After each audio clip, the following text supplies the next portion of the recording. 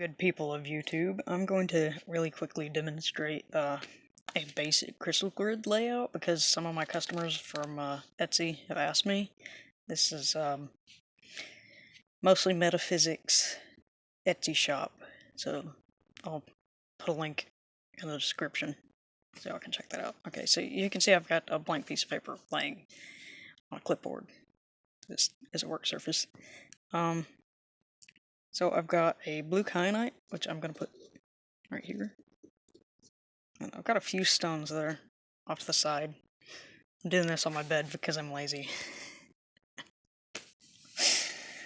And then I've got, these are selenite bars. All these things are available in my shop. I'm going to place one right there with this. Now, selenite is used in Feng Shui for like balancing and harmonizing Qi in the household. So I'm using that in kind of a Feng Shui thing I'm doing here. And I'm kind of going to build a little corral with more selenite pieces, which I sell these as sets of 6, which is a good number for working with. Okay, and then I've got one more. I'll put that there.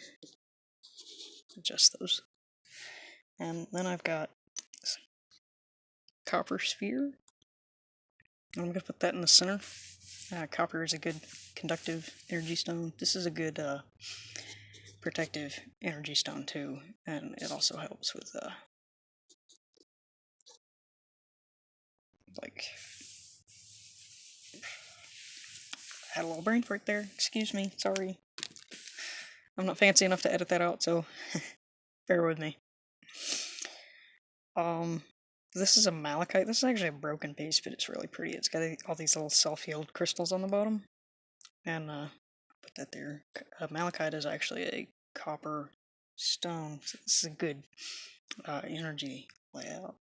And this is seraphonite, which is Seraphonite is believed to be where the angel's wings touch down, and it comes from only one place in Russia that we know of. And it's a very, very old ancient stone. This is it's actually a lavender rose quartz, which is kind of purple. You can't really tell in this crappy lighting, but I'm going to put that over here. It'll stay. I got it on a little bit of a hill here. Then I got a fluorite piece. If my phone will continue recording and not crap on me. And I'm going to place that up on top of the seraphonite. Okay, I guess that's not going to work. I will place it between the copper and the seraphonite. You may not be able to see it at this angle. And then I have this peach moonstone. This actually came out of North Carolina. That's really cool because it's pretty close to where I live. And then I've got one more thing, and this is a double terminated Tibetan quartz. Most Tibetan quartz is double terminated, but not always. But it's always this really nice smoky color. I'm going to put that right next to that. Okay, now the complicated part is trying to explain all this. Which of course there are a number of resources and books that you can find or look up on the internet. Some of my most recommended books would be The Crystal Bible by Judy Hall, and there are now 3 editions of it. I only have the first 2, but still, even just having the first one is very useful and informative.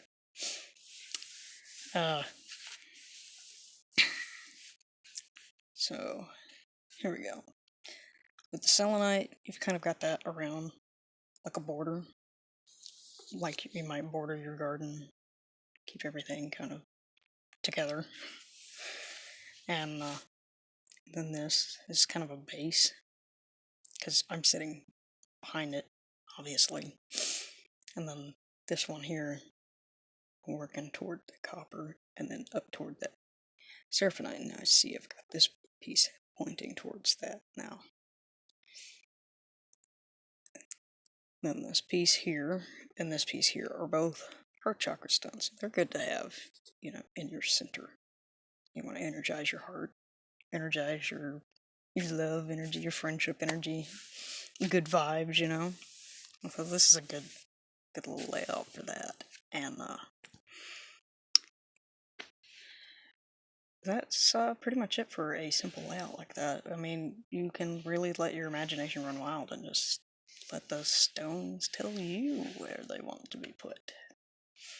What do they mean to you? That's one of my biggest things with interpretation of the stones is they have to talk to you and tell you. I mean, like,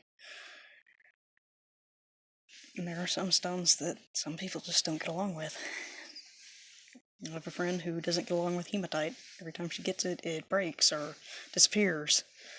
I personally am not particularly attracted to green aventurine, although if it has pyrite in it, I'm nuts for it.